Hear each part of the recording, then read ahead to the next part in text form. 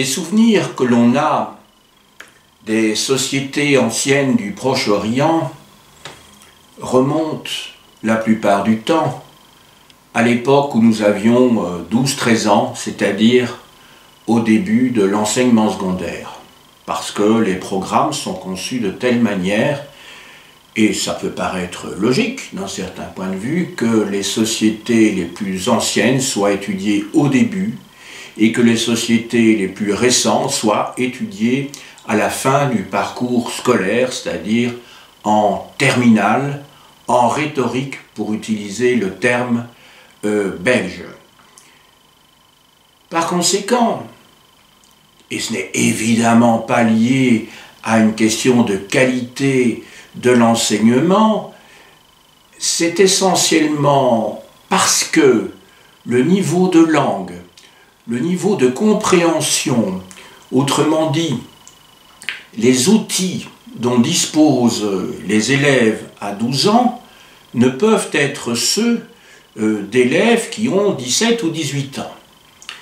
Par conséquent, lorsque l'on aborde ces sociétés, je parle de mes collègues, les professeurs d'histoire, ils ne peuvent pas, évidemment, approfondir ces sociétés avec, comme je le disais, des outils, des instruments, des niveaux d'intelligibilité qui sont ceux que l'on possède à la fin de l'adolescence. C'est donc pour remédier à cet état de fait, dont personne n'est responsable, bien entendu, que je me suis attelé à présenter un certain nombre de cours sur les sociétés du Proche-Orient ancien. Les semaines précédentes, j'ai abordé l'État égyptien de l'Ancien Empire, j'ai abordé également l'évolution économique et sociale pendant la même époque. Aujourd'hui, il sera question d'une époque à peine plus reculée, quand on voit ça du point de vue de Cyrus, mais en fait, quelques siècles peuvent faire évidemment toute la différence lorsque l'on est historien. J'ai donc décidé d'aborder aujourd'hui la société et l'économie en Mésopotamie au XVIIIe et XVIIe siècle avant notre ère, ce qui nous amène donc à une période qui remonte à plus de 3500 ans au moins. Comme le titre de mon exposé l'indique, j'aborderai successivement, en montrant bien évidemment les liens étroits qui existent entre les deux, d'une part, dans une première partie, la société mésopotamienne et, d'autre part, dans une seconde partie, l'économie dans cette région du monde. La société mésopotamienne, pour l'époque considérée, est une société très encadrée. Encadrée de manière très stricte, mais qui a sa contrepartie, c'est évidemment une solidarité entre ses membres qui assure à ceux-ci une protection. Les deux sont évidemment intimement liés. Successivement, je vais aborder dans ce sous-chapitre tout d'abord les structures familiales et ensuite les structures sociales. Il est logique que je parte des structures familiales car les structures familiales constituent véritablement le noyau de la société. On va voir que ces structures sont concentriques et que, je ne dirais pas la naissance de la famille, mais en tout cas sa structuration à partir du phénomène de néolithisation, je dirais à partir de 12 000 au plus tôt avant notre ère, eh bien, à partir de ce moment-là, la famille, dans cette région du monde, va posséder un certain nombre de caractéristiques. Et on va voir, bien sûr, le lien qu'il y a à faire avec l'économie, puisque la notion de propriété naît à ce moment-là, propriété foncière principalement, mais pas seulement. Car les groupements familiaux ont un rôle dans le domaine des transferts de biens. Ces transferts de biens se font à l'occasion des mariages, donc l'institution du mariage est essentielle, et si elle ne naît pas à cette époque-là, en tout cas le mariage va prendre une force et une importance tout à fait essentielle. Alors, quelles sont les différentes modalités de groupements familiaux? Il y a tout d'abord, à la base, la famille nucléaire. La famille nucléaire, ce sont les parents et leurs enfants. Sur le plan économique, et c'est aussi pour cela que je vous en parle ici, on peut dire que la famille est également une cellule de protection où des biens sont produits afin de nourrir la famille. Alors, ces biens, ils peuvent être alimentaires, ils peuvent être également artisanaux, et donc on va entrer dès lors dans une phase de pré-commercialisation qui est tout à fait essentielle pour comprendre beaucoup plus tard la naissance du capitalisme, ou plus exactement du mode de production capitaliste, mais beaucoup plus tard. Ici, nous sommes dans le cadre d'un mode de production agricole où la commercialisation n'a pas évidemment le rôle qu'il va avoir par la suite, puisque la famille de paysans consomme une grande partie de ce qu'elle produit. Deuxième niveau, la famille élargie. De quoi s'agit-il? Eh bien, la famille élargie, c'est ce qu'on a pu connaître jusqu'à une période assez récente d'ailleurs, en Méditerranée par exemple, mais dans bien d'autres régions du monde, en Afrique en particulier aussi. La famille élargie, c'est l'ensemble des membres d'un groupe qui renvoie à un aïeul vivant, donc le grand-père, la grand-mère, les tantes, les oncles, par conséquent les neveux, donc les cousins des enfants. Donc il s'agit d'une structure plus large qui se conçoit ou qui est structurée tant sur le plan vertical que sur le plan horizontal dans ce système d'entraide qui existe à ce moment-là. Alors quand je dis sur le plan vertical et horizontal, je pense en particulier à l'usage éventuel d'un habitat commun pour cette famille élargie dont je viens de parler, mais aussi lorsqu'il s'agit de gérer le patrimoine. Troisième niveau, la parentèle. Alors là, il s'agit d'une famille beaucoup plus, au sens très large, je dirais, qui comprend également les serviteurs, ce que l'on appelle la familia, à Rome d'ailleurs, hein. Un domestique, un serviteur fait partie de la famille.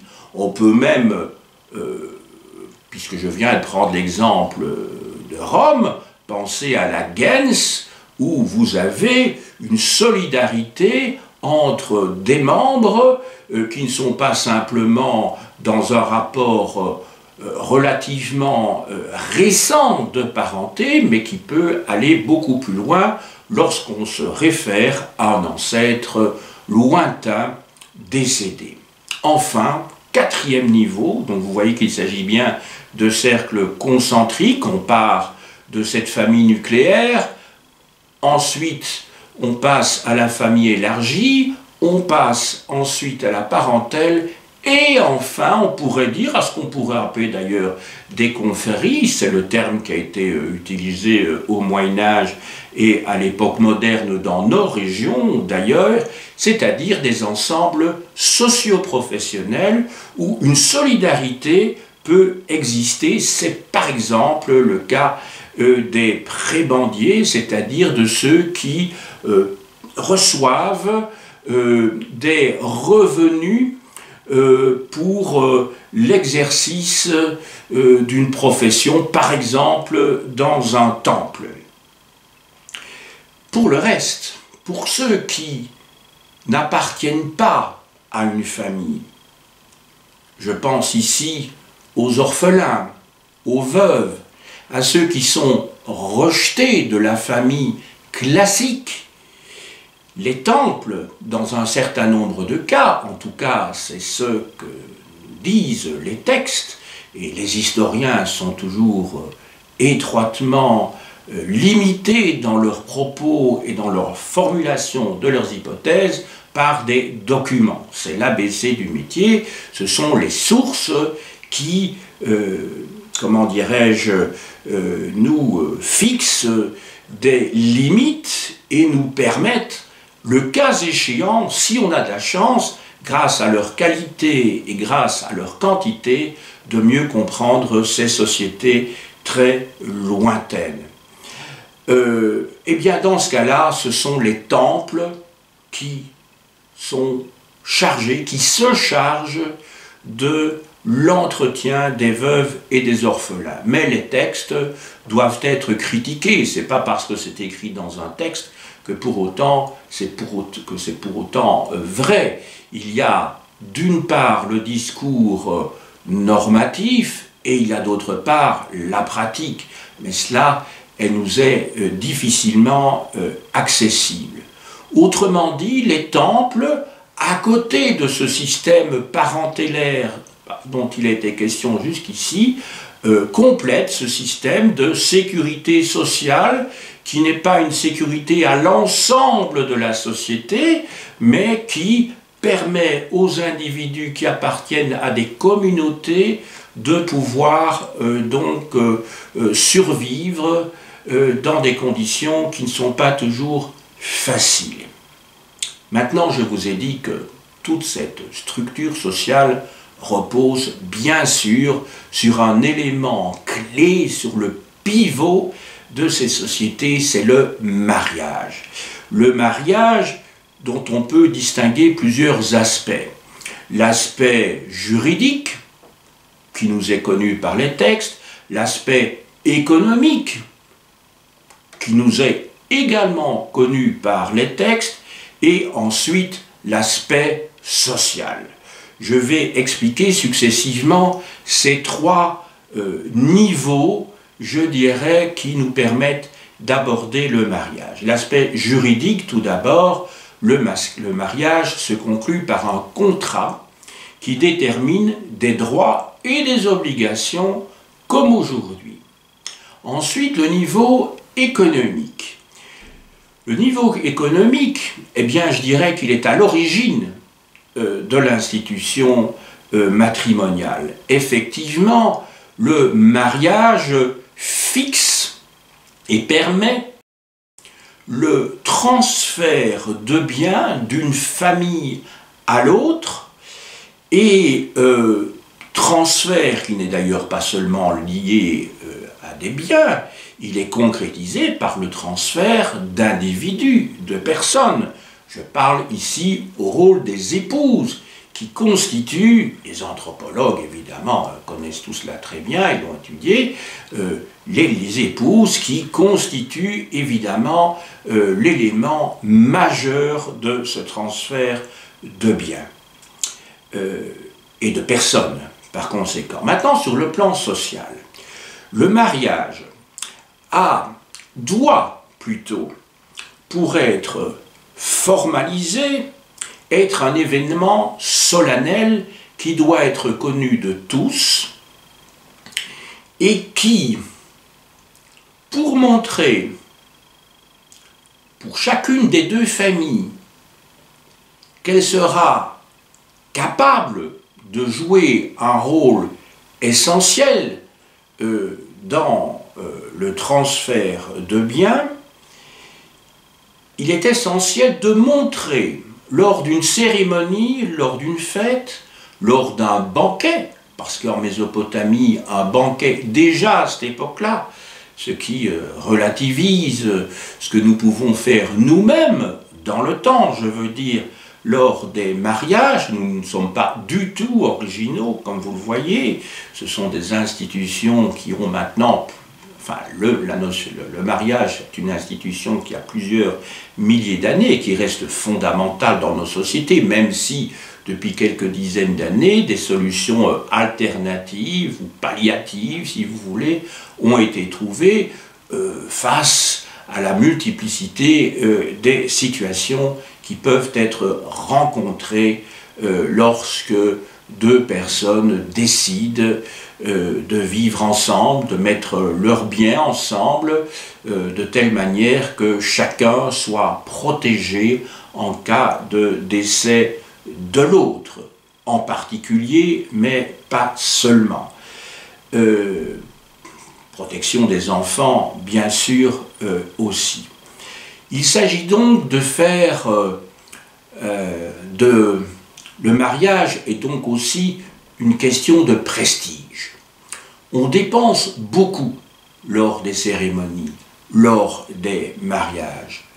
Et on va voir que tout ça procède d'une symbolique, mais aussi d'une assurance pour les époux, pour les deux familles, que l'on est prêt à investir et à se rendre responsable de ce processus d'union de deux familles dans le cadre d'un mariage qui se veut monogamique.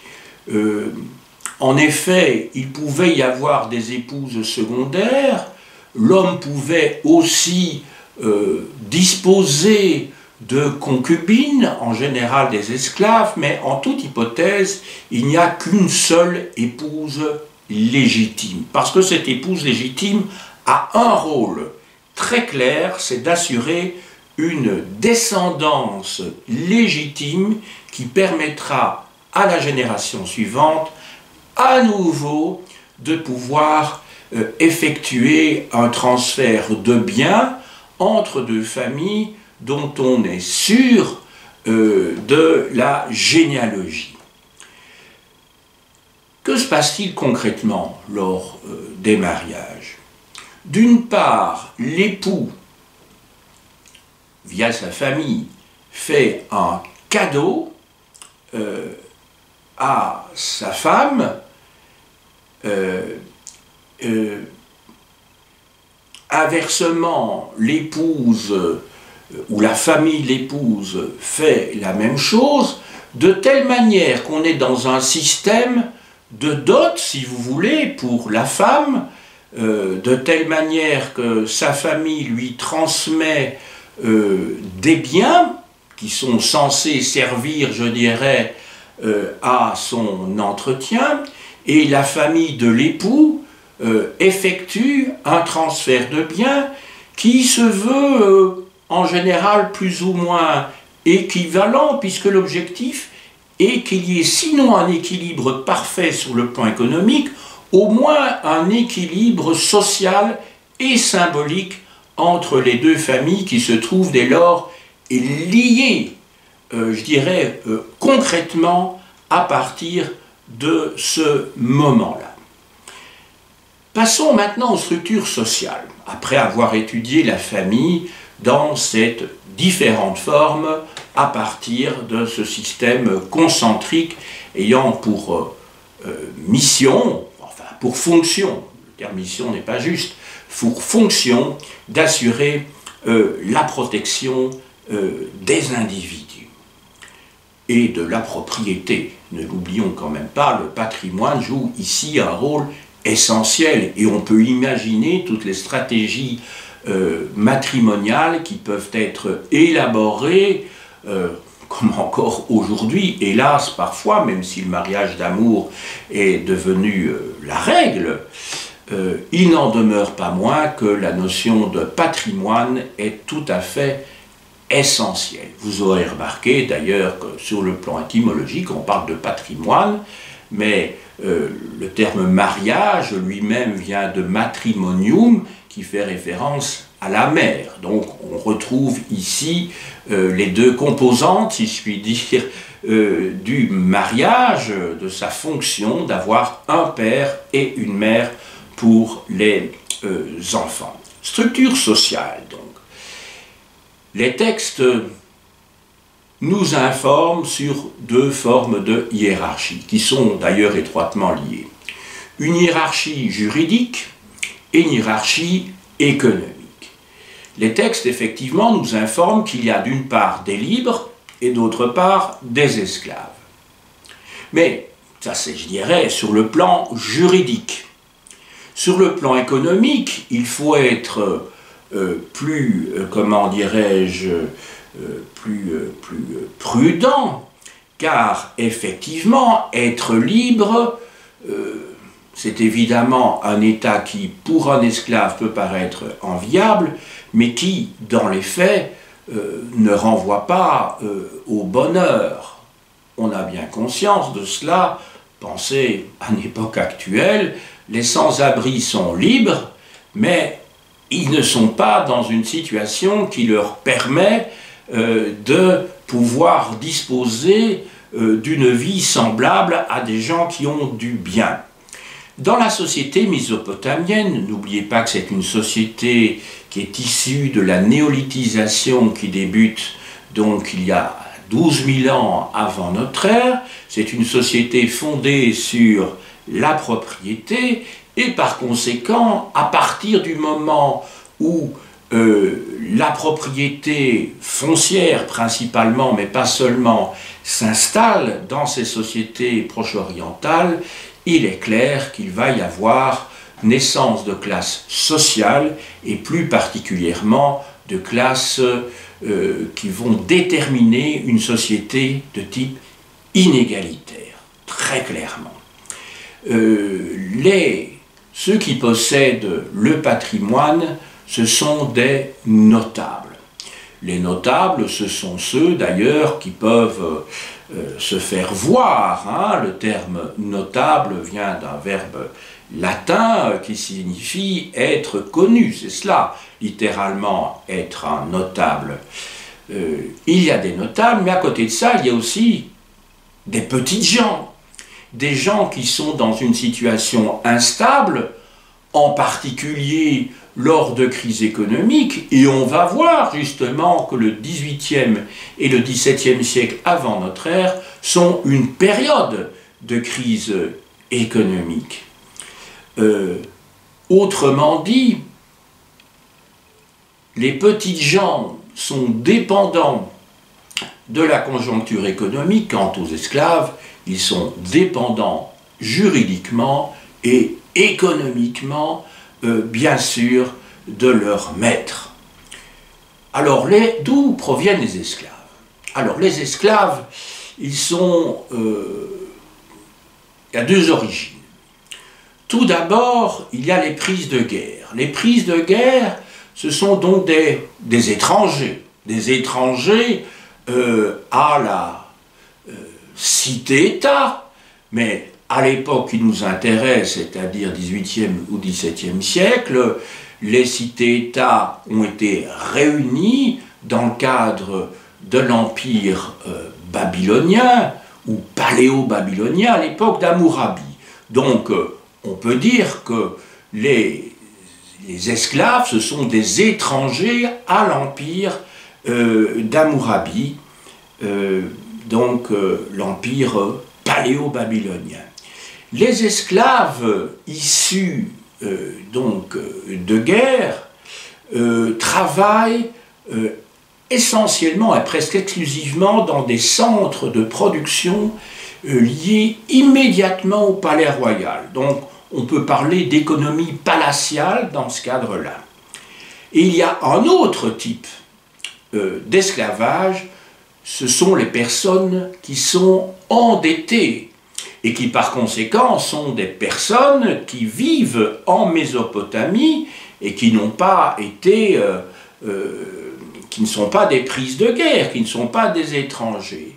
Alors, théoriquement, en tout cas, c'est ce que disent les textes, mais là aussi, il faut savoir que les textes doivent être soumis à une critique très serrée, qu'il ne faut pas prendre pour argent comptant tout ce qui est écrit. Eh bien, ces personnes sont, les personnes qui sont endettées, se mettent au service, ou plutôt on les met au service pour une durée n'excédant pas théoriquement, c'est un plafond, 3 ans, leur travail, le travail qu'ils fournissent gratuitement, n'étant rien d'autre qu'une compensation de ce qui leur a été avancé, et par conséquent, c'est seulement lorsque le montant de la dette aura été, comment dirais-je, remboursé, que la dette étant éteinte, le statut d'esclave disparaît. Maintenant, c'est évidemment la question que tout le monde se pose.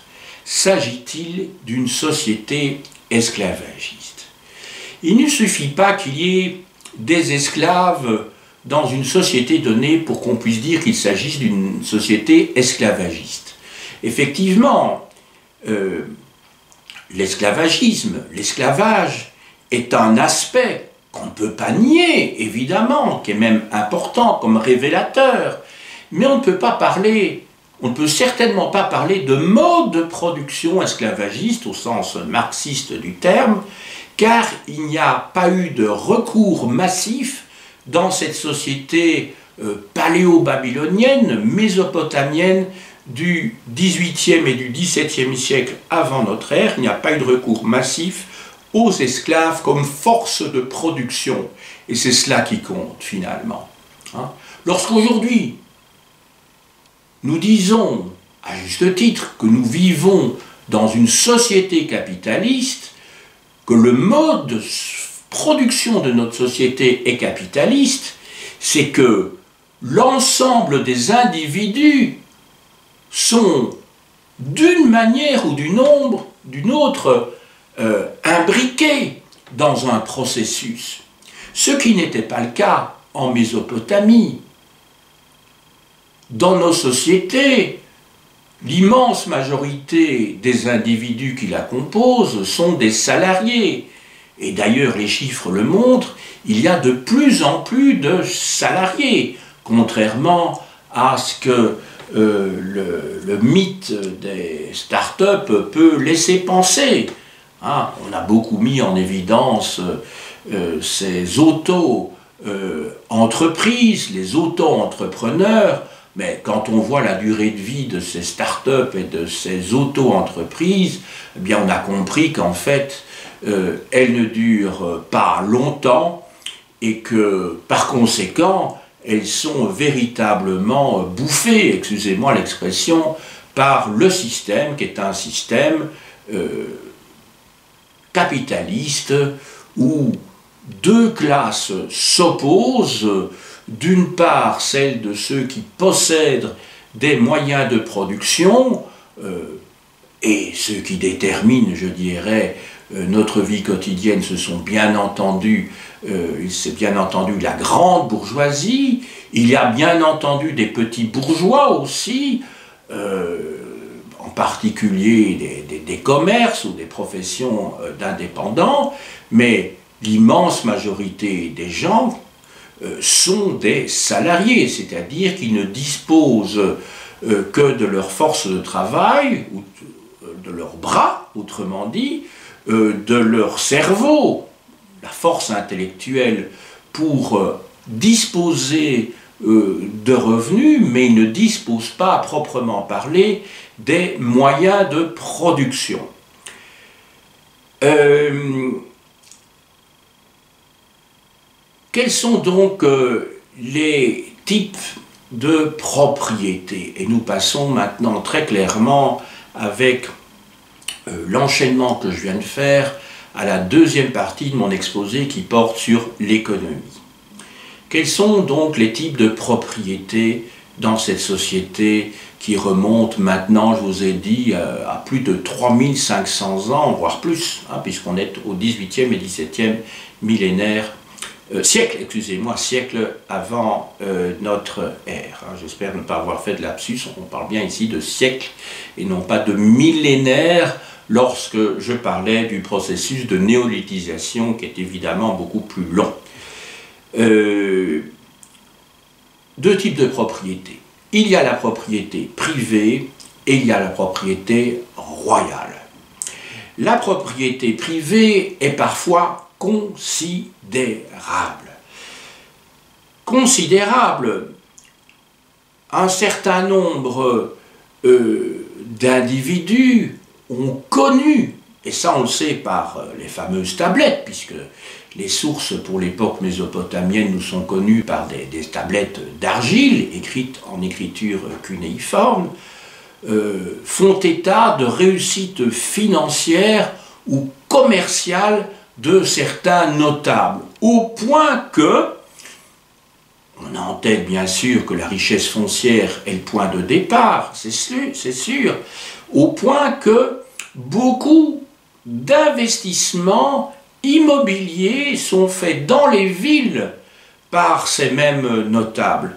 On est donc dans une société qui, évidemment, n'est pas capitaliste, puisque j'ai expliqué le critère indispensable pour qu'on puisse parler de mode de production esclavagiste ou de mode de production capitaliste. Je vous ai dit qu'ici, il ne s'agit ni de l'un ni de l'autre.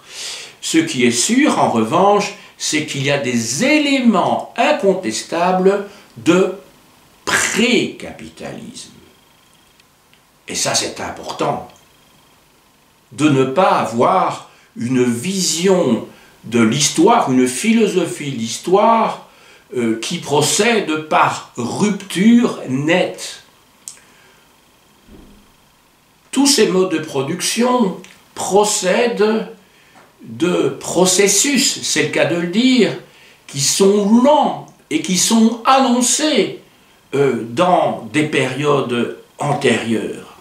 Ça paraît aller de soi pour un historien qui travaille dans la longue durée, mais n'oubliez jamais que les périodes qui apparaissent comme ça de manière très scolaire dans les manuels scolaires ou même dans des ouvrages d'histoire ne sont que des procédés, je dirais, littéraires et pédagogiques pour permettre aux lecteurs, aux apprenants, c'est-à-dire aux élèves et aux étudiants, d'avoir une vision qui ne soit pas floue.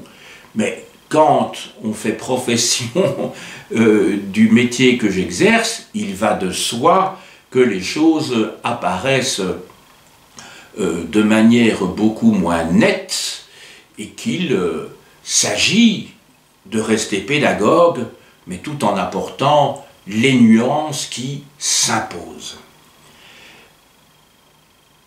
La propriété royale, maintenant, après la propriété privée. La propriété royale nous est mieux connue, parce que l'État est producteur de textes beaucoup plus nombreux, en général, je dirais dans toutes les sociétés, que les personnes privées.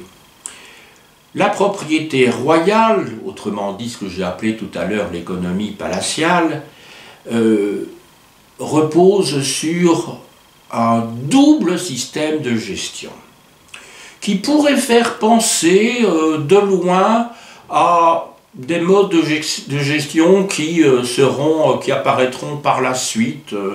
Je pense au Moyen-Âge en particulier avec le système de la réserve et de la tenure. Sauf qu'ici, on a un système apparenté mais qu'il ne faudrait pas confondre de manière trop simpliste si l'on a en tête d'autres périodes de l'histoire. Le pire des péchés pour un historien est évidemment, je l'ai déjà dit souvent, l'anachronisme.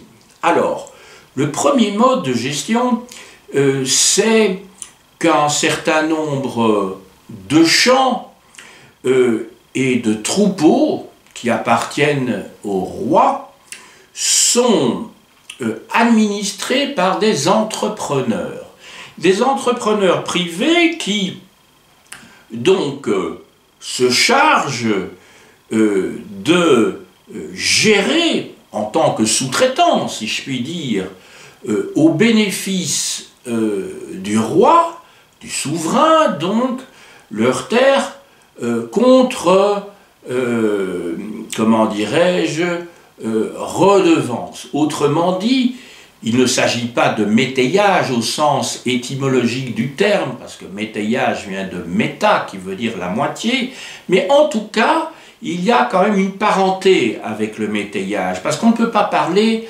d'affermage dans ce cas-ci. Pourquoi?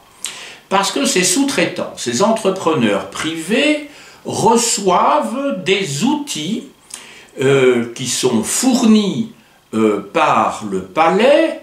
Ils reçoivent également les animaux des troupeaux et par conséquent, ils ne sont pas des fermiers qui, eux, je dirais, dans un système de fermage classique, doivent disposer de leurs outils et doivent posséder les animaux qu'ils vont,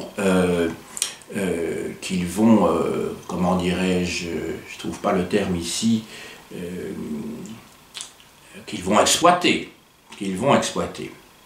Alors, évidemment, en échange, dans le cadre de ce contrat entre le roi et d'autre part les entrepreneurs privés, ils vont donc administrer les terres, les champs, ils vont donc administrer, je dirais, la partie élevage des domaines du roi, mais en payant, bien sûr, des redevances en nature, la plupart du temps, mais pas seulement en nature.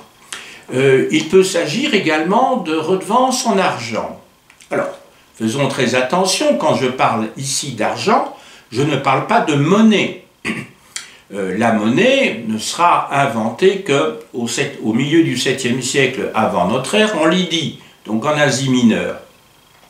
Ici, il s'agit de barres de métal qui constituent une sorte de pré-monnaie, en fait, qui sont en fait des étalons qui permettent de convertir des redevances en nature en autre chose qui soit acceptée par tout le monde. Donc on est dans un stade, je dirais, pré-monétaire, mais qui va encore durer bien longtemps, encore 1000 ans, hein, pour plus de 1000 ans pour la région qui nous intéresse. On est donc bien ici dans une sorte de pré-commercialisation de l'économie, puisque le palais, en recevant ces pièces, non, ce n'est pas des pièces de monnaie, ces barres métalliques,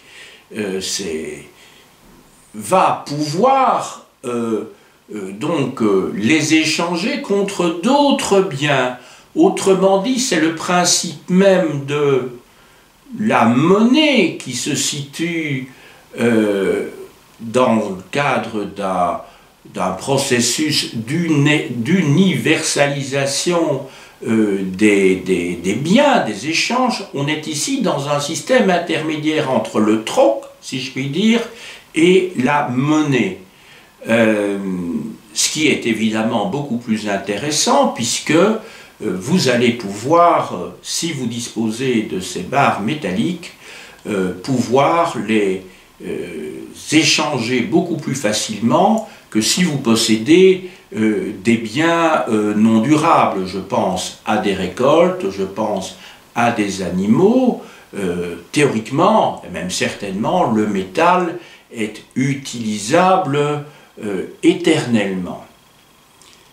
Voilà, ça c'est le premier mode de gestion. Donc des champs que l'on cultive, des terres sous lesquelles paissent des animaux, des troupeaux, qui permettent à ces entrepreneurs de disposer d'un certain nombre de produits, puisque les champs et d'autre part les animaux produisent, mais tout à fait logiquement des redevances, c'est-à-dire une partie des récoltes et le croît du troupeau reviennent aux propriétaires de la terre, c'est-à-dire le roi, le palais.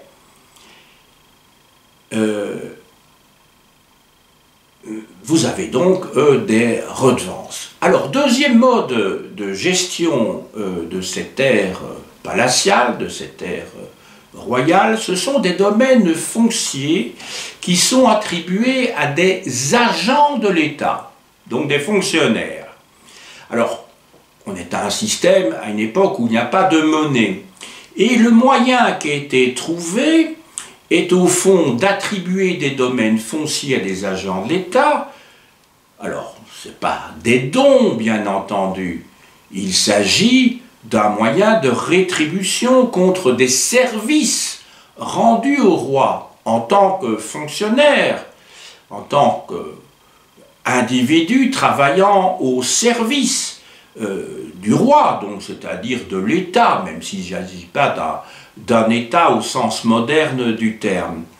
C'est ce que dans les textes on trouve sous le nom de champs alimentaires. Des champs alimentaires qui, d'après les textes toujours, ont une dimension qui n'est pas petite, puisqu'il s'agit de champs qui mesurent, qui ont une superficie variant entre 6 et 36 hectares. Vous allez me dire que c'est un petit peu curieux d'avoir ce système de 6 et de multiples de 6. N'oubliez pas qu'en Mésopotamie, on est dans un système sexagésimal que nous utilisons toujours pour notre système horaire, en trigonométrie, pour calculer les angles, qui est toujours présent. Et c'est vraiment notre héritage de la Mésopotamie, à côté d'autres éléments, bien sûr.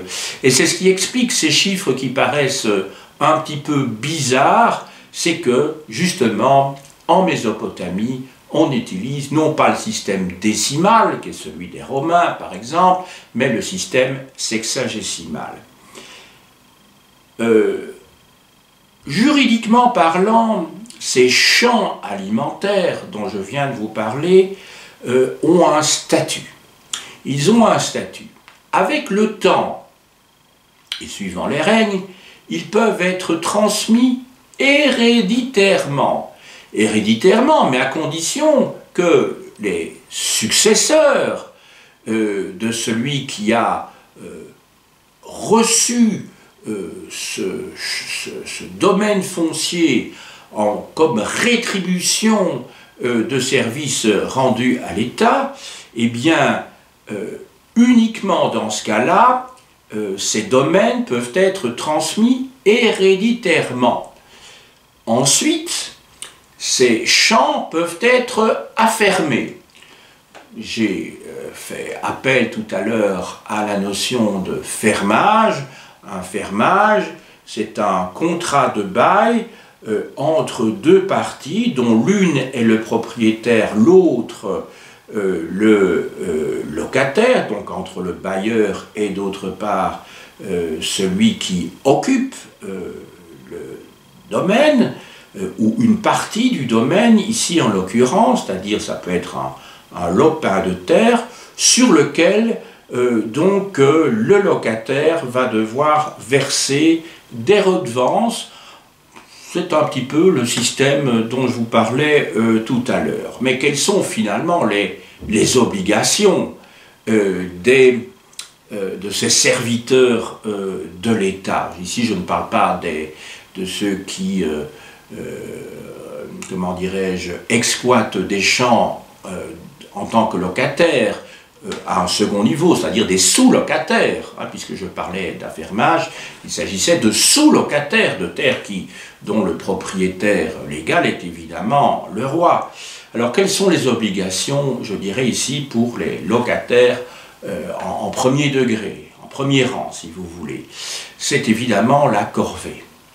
La corvée, alors, qui ne doivent pas exercer eux-mêmes, mais ils sont en tout cas chargés de trouver sur leur terre des corvéables, des paysans qui, à certains moments de l'année, que l'on connaît bien, hein, c'est la période des moissons par exemple, devront travailler, récolter les grains sur la terre royale.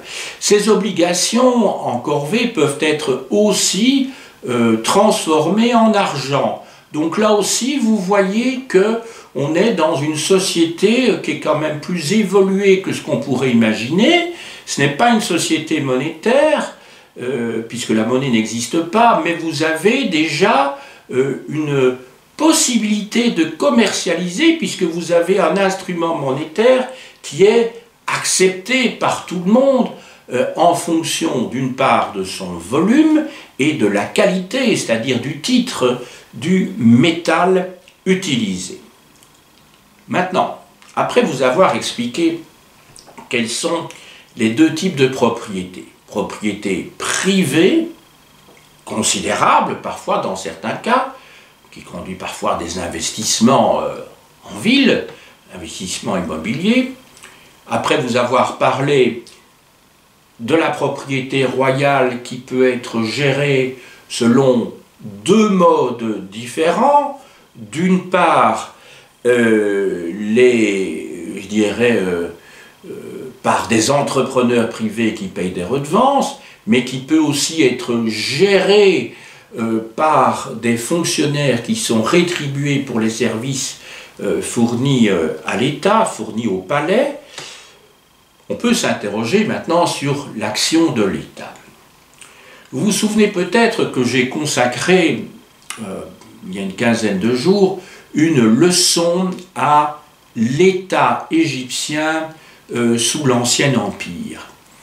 Et cette leçon avait été l'occasion pour moi, le prétexte, je dirais, mais il ne faudrait pas minimiser l'importance du sujet considéré en tant que tel, bien sûr, je parle de l'État égyptien, ça avait été l'occasion pour moi d'expliquer la fonction de l'État et pour expliquer également sa naissance.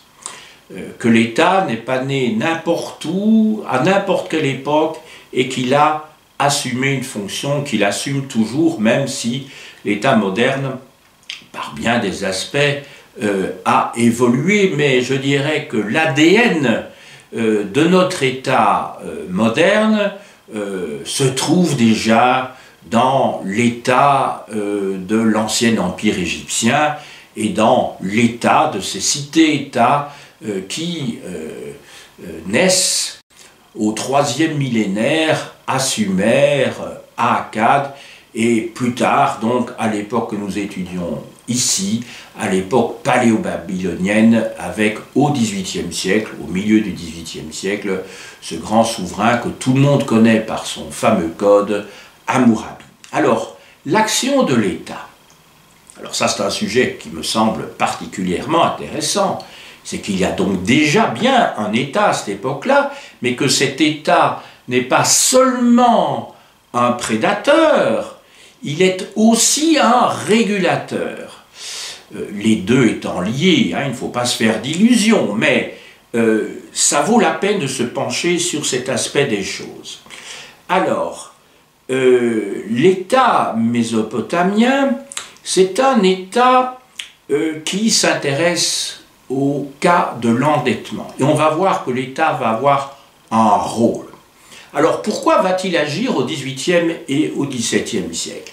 Parce qu'à cette époque-là, il y a une crise larvée en Mésopotamie, et plus exactement en basse Mésopotamie qui conduit à une destruction du tissu social.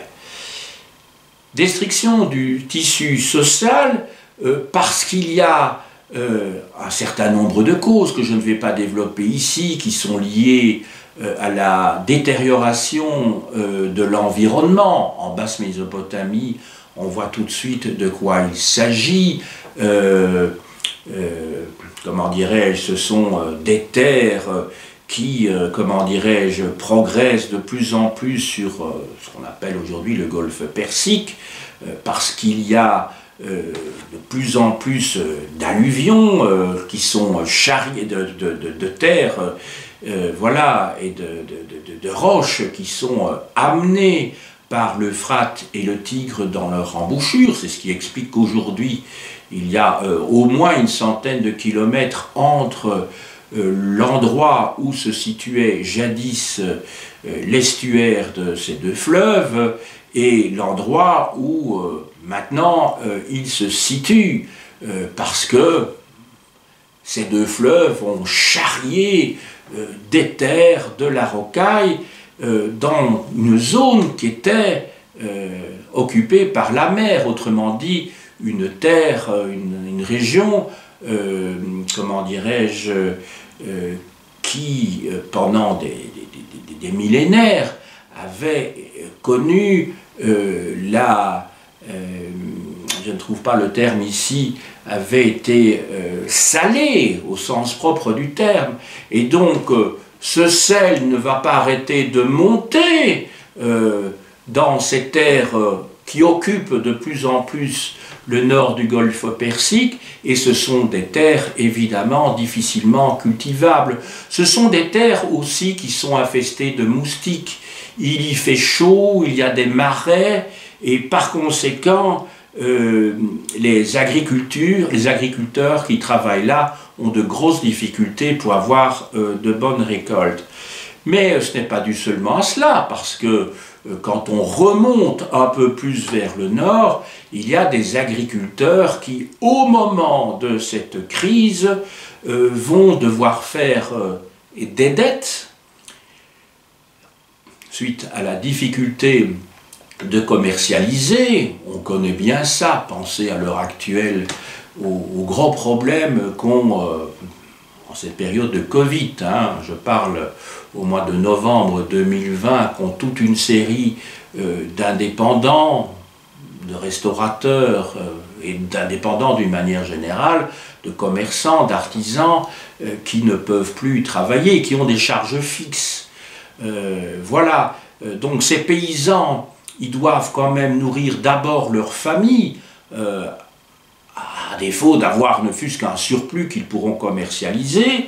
Et la période la plus difficile, c'est le cas de toutes les sociétés pré-industrielles, on a connu cela dans nos régions jusqu'au XVIIIe siècle, c'est la fameuse période de la soudure, cette période qui précède immédiatement, je dirais, ou de quelques semaines ou d'un mois, les moissons, et pendant lesquelles les paysans sont souvent affamés.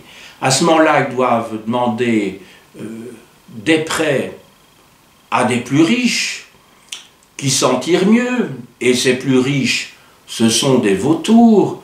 Ils demandent donc des taux d'intérêt élevés, et ces paysans entrent dans la spirale de l'endettement qui les conduit parfois à l'esclavage, puisque j'ai eu l'occasion tout à l'heure de vous expliquer l'origine d'une des deux formes de l'esclavage en Mésopotamie. Alors pourquoi l'État va-t-il intervenir? Parce que l'État, et on peut le penser évidemment immédiatement, est un État qui a besoin lui-même d'avoir des ressources. Donc il n'a aucun intérêt sur le plan économique à voir ses sources de revenus diminuer, parce que les paysans n'auraient plus de ressources eux-mêmes.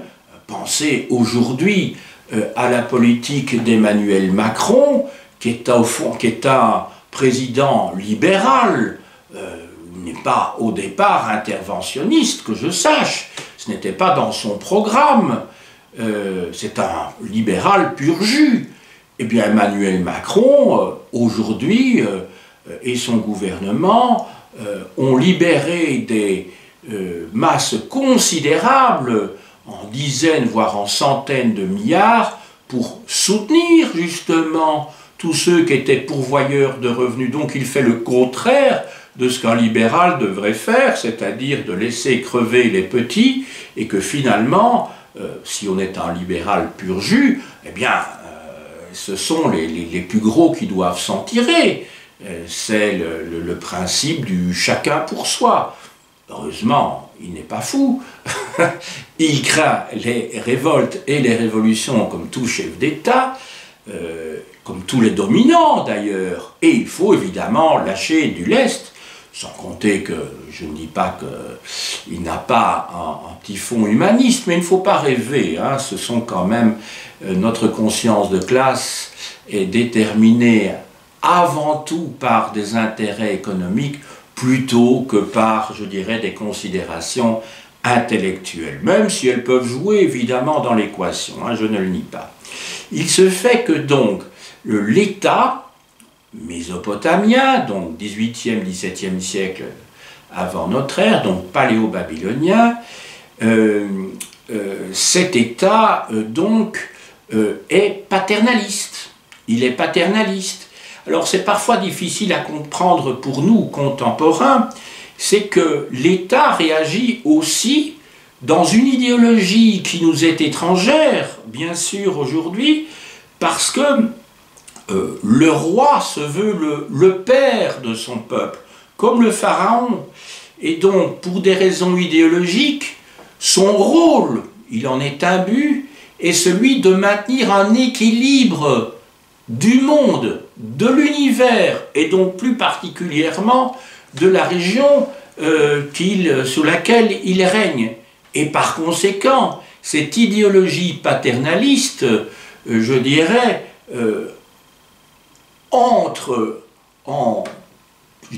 collabore ou accompagne ce que je viens de vous dire sur le plan économique. C'est tout l'intérêt du roi à ce que sa population ne crève pas de faim, tout simplement pour disposer plus tard de revenus. Donc il y a la conjonction entre d'une part un calcul économique et d'autre part, non pas un calcul, mais l'idéologie dont sont imprégnés les rois de cette époque-là, et ça sera encore le cas longtemps par la suite.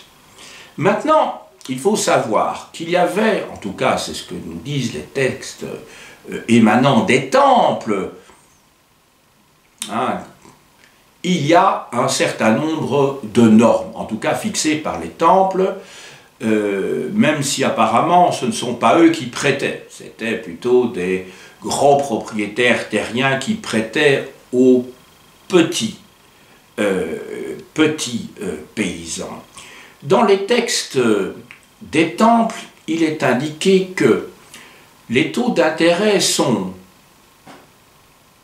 par an maximum de 20% lorsque ceux-ci seront payés en argent et de 33%, donc vous voyez c'est nettement plus, lorsqu'ils seront payés en nature, c'est-à-dire en orge. Alors ça, c'est ce que disent des textes émanant de temples. Maintenant, on peut imaginer, et là aussi il faut faire de la critique historique, on peut imaginer que ces normes, n'émanant pas d'ailleurs du pouvoir, mais je veux dire du pouvoir central, mais émanant d'institutions particulières, ne nous informent pas sur la réalité. Ils nous donnent un indice sans plus, dont il ne faudrait pas exagérer la portée. Et c'est ainsi donc que le roi, et j'y arrive, va prendre des mesures d'annulation des dettes. Ce sont donc des mesures, je dirais, de restitution, si vous voulez. Ces édits ont pour effet d'atténuer la crise dans le domaine rural la crise que vivent les petits paysans,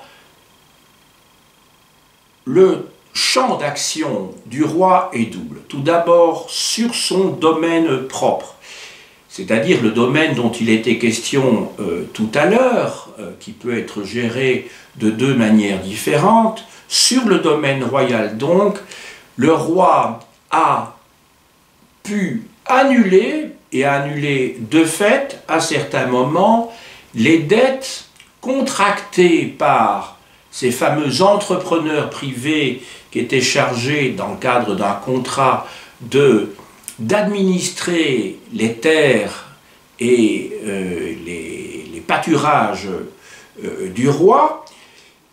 Le roi annule également des dettes de marchands qui commercialisaient les produits de la terre ou de l'élevage sur les terres royales.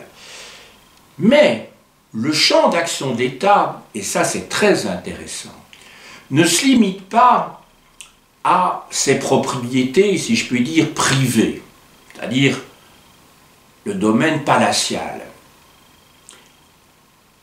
L'action du roi s'étend, notez-le bien, également au secteur privé, en annulant les dettes non commercialisables, en libérant des esclaves pour dette, et enfin en rendant le patrimoine ou une partie du patrimoine qui avait été aliéné par des paysans qui avaient contracté des dettes auprès de plus puissants. Alors là, on est, je dirais, dans une situation que l'on pourrait imaginer bien postérieure. Des choses comme cela ont pu être pratiquées à l'époque moderne, ou à l'époque même romaine. Pensons à ce que voulaient faire les Gracques et que d'autres ont voulu faire à certains moments, donc dans l'Antiquité romaine, il y a plus de 2000 ans maintenant. Mais ici, nous sommes à une période extrêmement reculée. Donc, l'État a un rôle de régulateur, un rôle de protection dans certains domaines. Donc l'État qui émane très clairement de la classe des dominants, le roi étant le dominant par excellence, c'est celui qui possède le plus grand nombre de propriétés, il n'y a pas de doute quant à cela, mais le roi, dans le cadre de l'idéologie de l'époque, a une fonction, donc s'attribue une fonction, je dirais, paternaliste de régulateur en chef, si je puis dire. Et d'ailleurs, des sanctions sont prévues par le pouvoir si les dettes ne sont pas annulées par les particuliers, ces puissants locaux qui ont prêté de l'argent aux paysans. Des peines sévères sont prévues dans ce cas. J'en arrive maintenant à la conclusion. Conclusion de cet exposé, tant sur le plan sociologique que sur le plan économique. On aura compris que à l'époque paléo-babylonienne, la famille joue un rôle tout à fait essentiel. Que le mariage est un véritable pivot dans le transfert des biens, c'est-à-dire de la propriété, tant des personnes, je fais référence ici aux futures épouses, que des biens.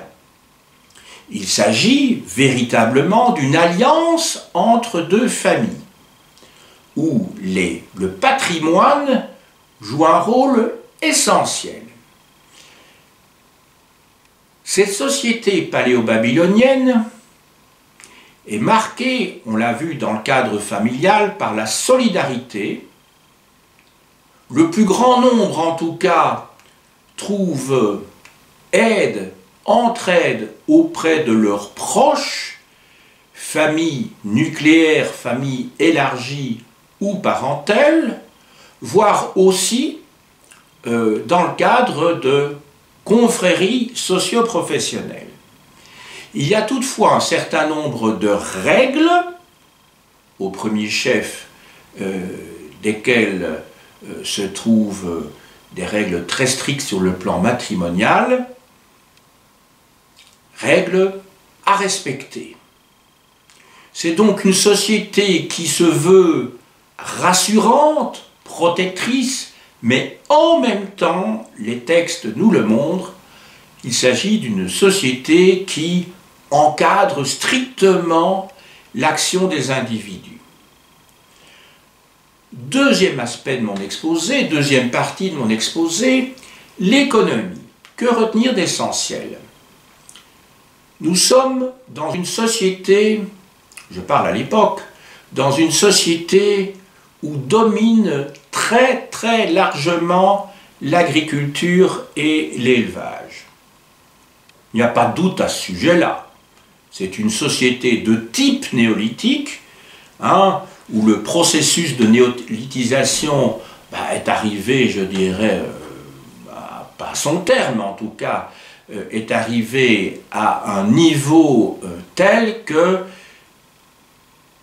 la grande majorité de la population vit des ressources de la terre et de l'agriculture. Mais toutefois, on a vu qu'il existe des villes et que dans ces villes, il y a des notables, que ces notables font des investissements immobiliers.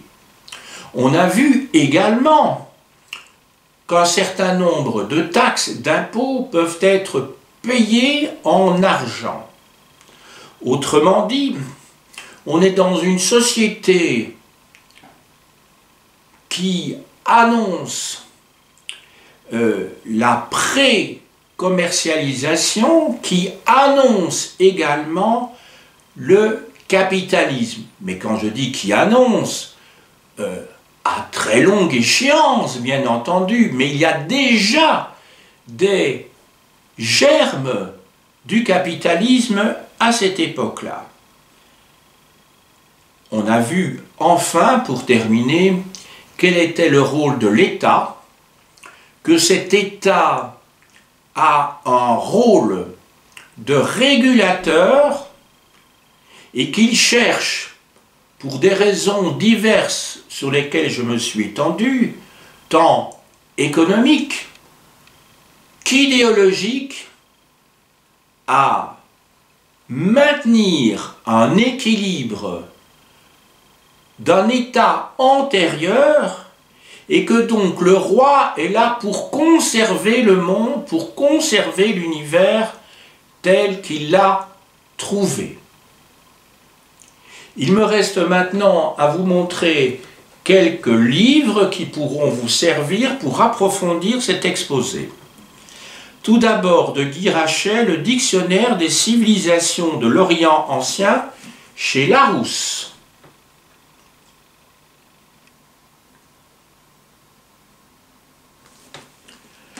Ensuite, les premières civilisations du Proche-Orient de Francis Johannes, chez Belin. Il s'agit d'un manuel pour étudiants d'enseignement supérieur.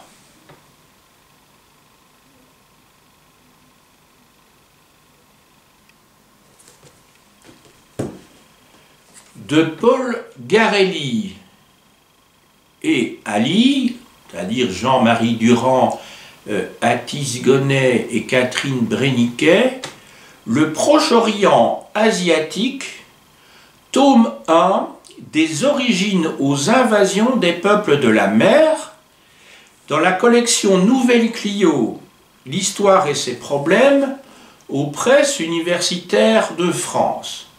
Autrement dit, ce volume part du milieu du IVe siècle pour arriver donc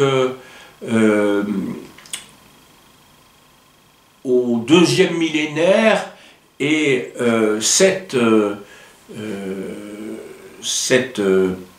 la partie dont le chapitre dont j'ai traité aujourd'hui se trouve donc très clairement traité. Donc ce livre couvre, je dirais, en gros 2500 ans, 2 millénaires et demi. De Jean-Jacques Glasner, La Mésopotamie au guide belles lettres des civilisations, guide des civilisations aux belles lettres. Voilà, c'est un manuel pour étudiants d'enseignement supérieur, mais je dirais aussi très pédagogique. Il est destiné au grand public également.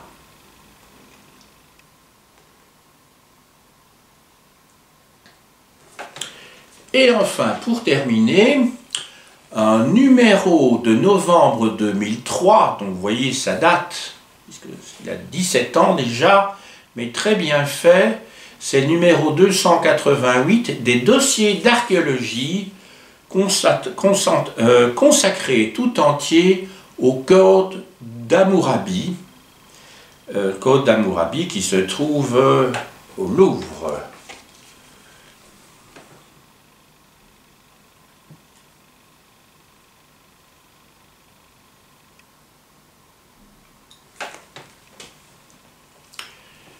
J'ai dit.